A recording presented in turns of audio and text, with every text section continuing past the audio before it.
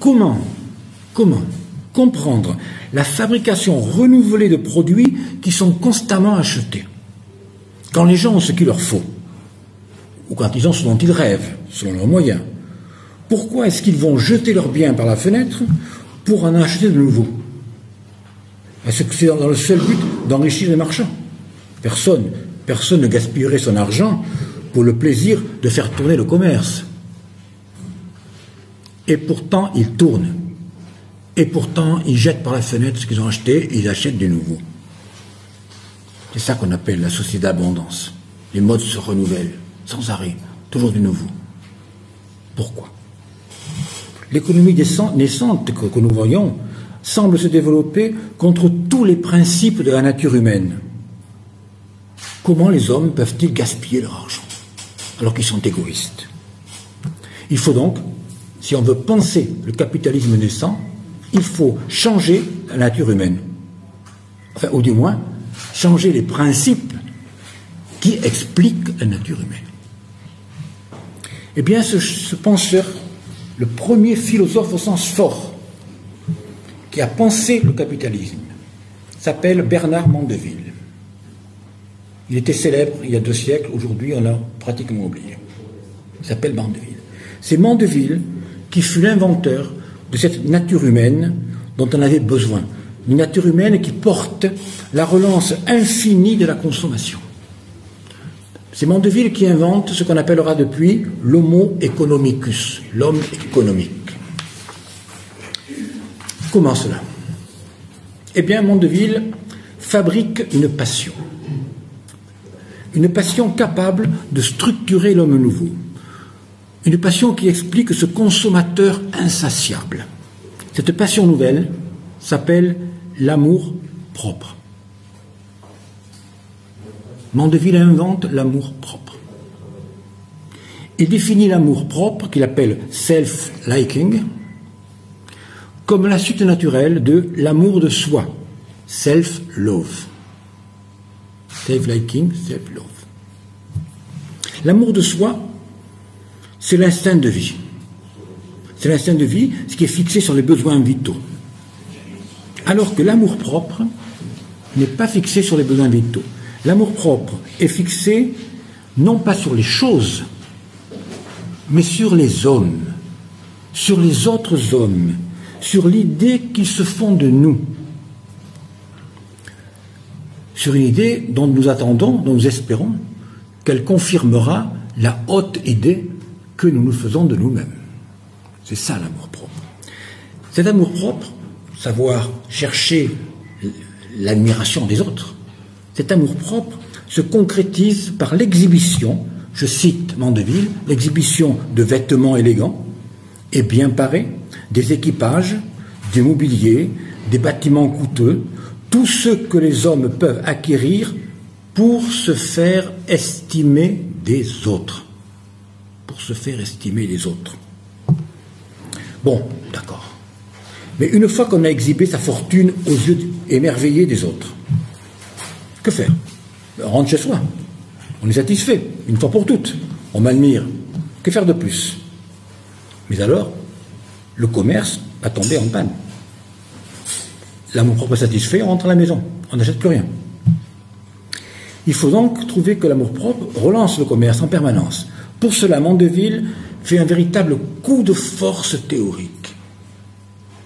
Il divise l'amour-propre en deux directions. Une vers le haut, une vers le bas. L'amour-propre qui regarde en bas jouit de sa supériorité. Ça s'appelle la vanité. Ça s'appelle l'orgueil. Premier volet. Et puis l'amour-propre, toujours le même, mais cette fois-ci qui regarde vers le haut et qui essaye de réduire son infériorité par rapport à ceux qui sont plus hauts que nous, ça s'appelle l'envie.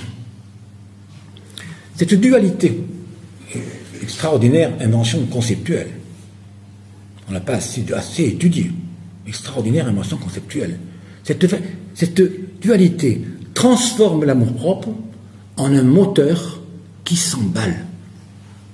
Le grand s'efforce de montrer au petit sa supériorité, Lequel petit s'efforce d'égaler le grand en voyant que le petit est en train de l'égaler, modifie sa manière d'être pour reprendre sa supériorité, lequel petit, etc., etc., à l'infini. À l'infini. Cette l'anthropologie étant établie, on peut l'appliquer à l'économie. Appliquons cela à l'économie, et nous voyons que, je cite Mandeville, le commerce ne peut avoir de meilleur soutien que l'orgueil. Écoutez la description, il en vaut la peine, on croirait lire Pierre Bourdieu.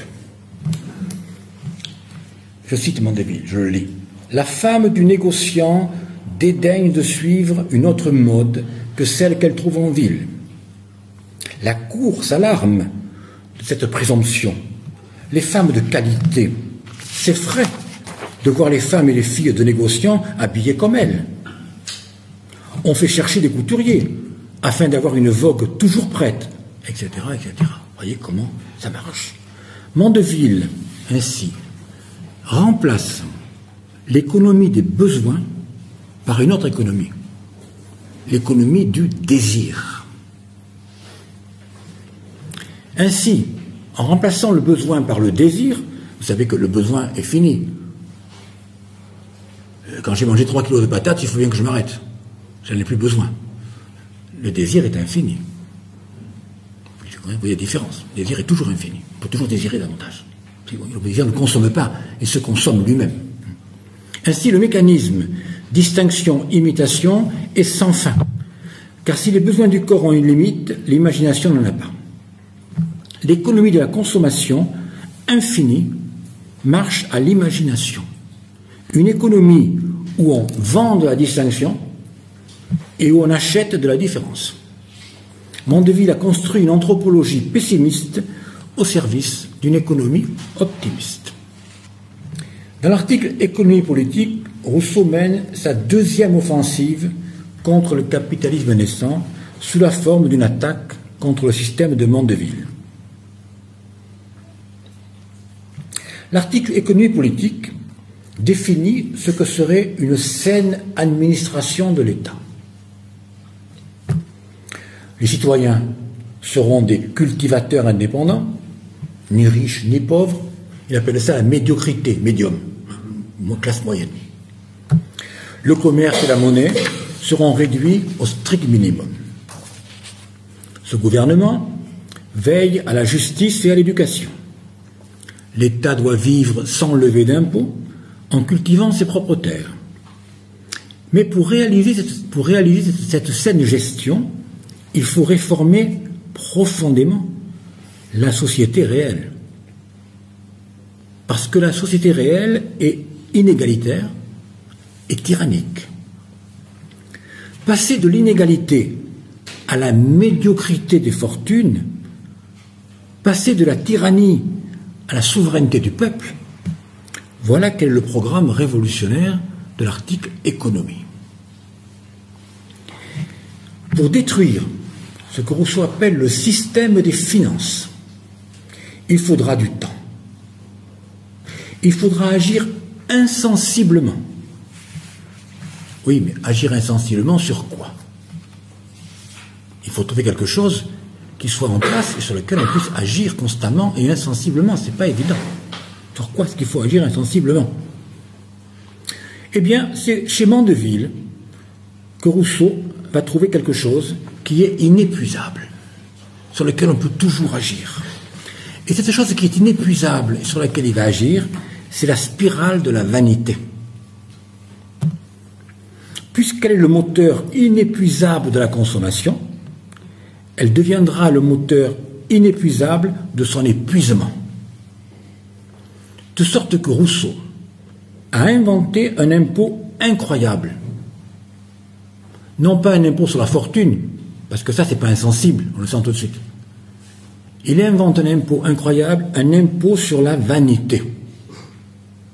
Non pas sur le luxe, mais sur la vanité. Comment cela? Eh bien, simplement en imposant très lourdement certains objets, et seulement certains objets, lesquels? Ceux qui sautent aux yeux, ceux qui se voient. Je cite Rousseau. les équipages, les glaces, lustres et ameublements, les étoffes, les dorures, parenthèse, vous avez reconnu la citation de Mandeville tout à l'heure, il la reprend.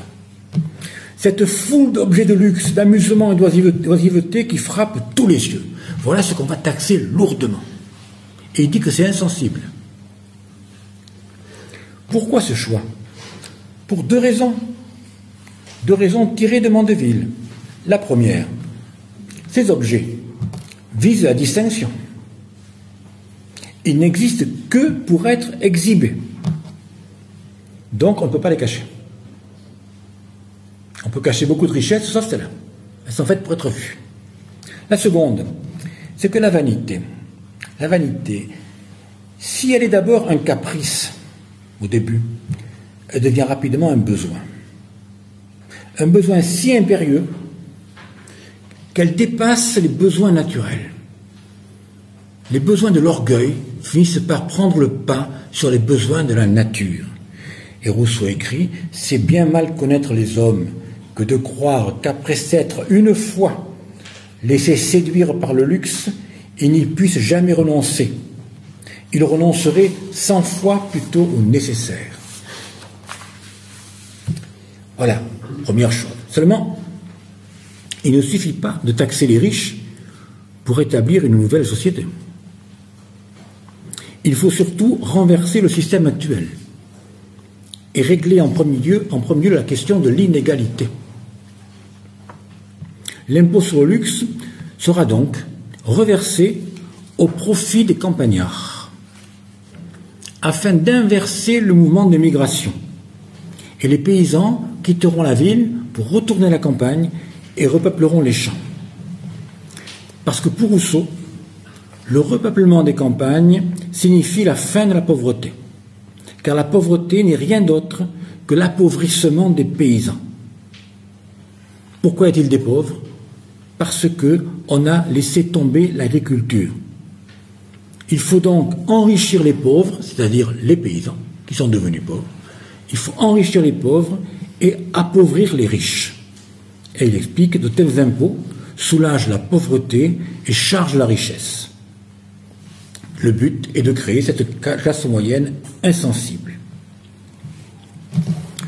On peut penser que Rousseau, jusqu'à présent, se bornerait à renforcer le camp des moralistes, ceux qui n'aiment pas Mandeville, parce qu'il ne l'aimait pas, il l'appelait l'homme diable, Mendeville, l'homme diable, il n'était pas aimé.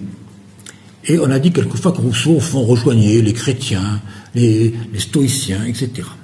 Je crois que cette façon de voir les choses est une méconnaissance.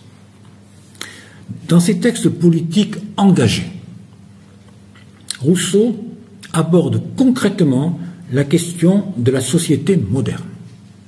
Très concrètement. Textes qui ne sont pas assez lus par ceux qui règlent trop vite leur compte à Rousseau.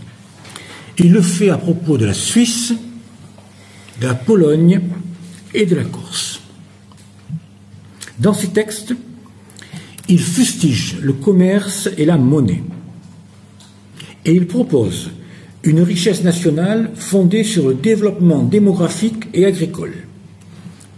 Il déclare son hostilité aux villes, aux aristocrates et aux églises. Et cette société à laquelle il déclare la guerre, il l'appelle système de finance. Contre Mandeville, dont l'économie marche au désir. Rousseau, quand il parle aux Suisses, Polonais et Corses, leur propose de recentrer l'économie sur le besoin. Il déclare, je cite, « Il faut songer à leur subsistance et pourvoir aux besoins publics. » Contre l'opulence de Mandeville, il dit qu'il faut établir l'abondance. L'abondance, c'est-à-dire que chacun ait ce qu'il lui faut et que personne ne manque de rien. Il dit aux Polonais, je cite, « Il vaut mieux vivre dans l'abondance que dans l'opulence. Cultivez vos champs sans vous soucier du reste. » Il écrit dans son article Économie politique, « Maintenir l'abondance, que pour l'acquérir le travail soit toujours nécessaire et ne soit jamais inutile. » Il le répète en Corse, « Il faut que tout le monde vive et que personne ne s'enrichisse. Cette économie d'abondance que Rousseau nomme le vrai système économique, par opposition au système des finances, est toute fondée sur l'agriculture et sur les productions nécessaires, maisons, routes, vêtements, outils. On voit le but de l'opération rousseauiste. En ramenant la production au seul produit nécessaire,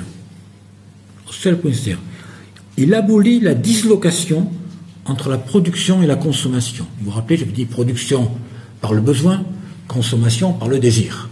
Production par les pauvres, consommation par les riches. Il y avait dislocation de l'économie. En ramenant tout à la subsistance, on abolit cette dislocation. Le paysan consomme ce qu'il produit. La consommation n'est pas une sphère autonome qui marche à la monnaie. La consommation est la suite naturelle du travail. Je travaille et je consomme ce que j'ai produit. Le producteur n'est pas un misérable qui fabrique du luxe pour les autres. C'est un travailleur qui consomme les produits de son propre travail.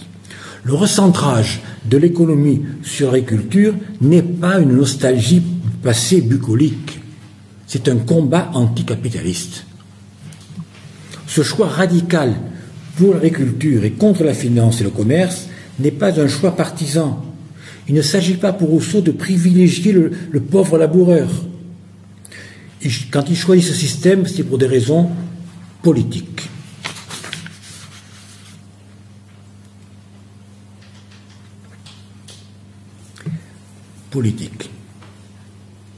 Parce que mieux que beaucoup, et avant beaucoup d'autres, Rousseau a compris quelque chose qui nous paraît aujourd'hui évident, et qui à l'époque n'est pas du tout. Cette chose qu'il a compris, c'est que un système économique finit par imposer le cadre politique conforme à ses intérêts. C'est-à-dire que si la politique ne maîtrise pas l'économie, alors finalement, c'est l'économie qui domine et façonne la politique. Il est sans doute l'un des premiers, peut-être le premier, à l'avoir dit aussi clairement. À l'époque, on pensait que c'était deux choses complètement disjointes. Rousseau, pourquoi est-ce qu'il choisit l'agriculture? Eh bien, il le dit clairement, noir sur blanc. Parce que c'est la forme la mieux adaptée à la démocratie. Et ce n'est pas une adaptation accidentelle, mais elle est causale. Voilà ce qu'il écrit. Donnez de l'argent, bientôt vous aurez des fers. Donnez bientôt. L'argent produit l'esclavage. Donnez de l'argent, bientôt vous aurez des fers. Parlant de la Suisse, il dit qu'en Suisse, il ne fut plus question que de luxe et d'argent. Les particuliers s'enrichirent, le commerce et les arts fleurirent, et l'État ne tarda pas à périr. L'argent détruit l'État. Je ne connais pas, au XVIIIe siècle, quelqu'un qui a été aussi clair là-dessus. Donnez-leur de l'argent et vous aurez des fers. Donnez-leur d'argent et vous n'aurez plus d'État. L'État périt. C'est bien un rapport de cause à effet. Le système des finances, c'est l'abolition de la liberté politique. La mauvaise économie affaiblit l'État. Et elle établit, bien sûr, l'État qui lui convient, un État qui dépérit. Pour comprendre comment la finance est l'anticorps du corps politique, il faut se souvenir ce qui fait qu'un peuple reste un peuple. Pas seulement qui fait qu'un peuple est un peuple, qui fait qu'un peuple reste un peuple une fois qu'il l'est.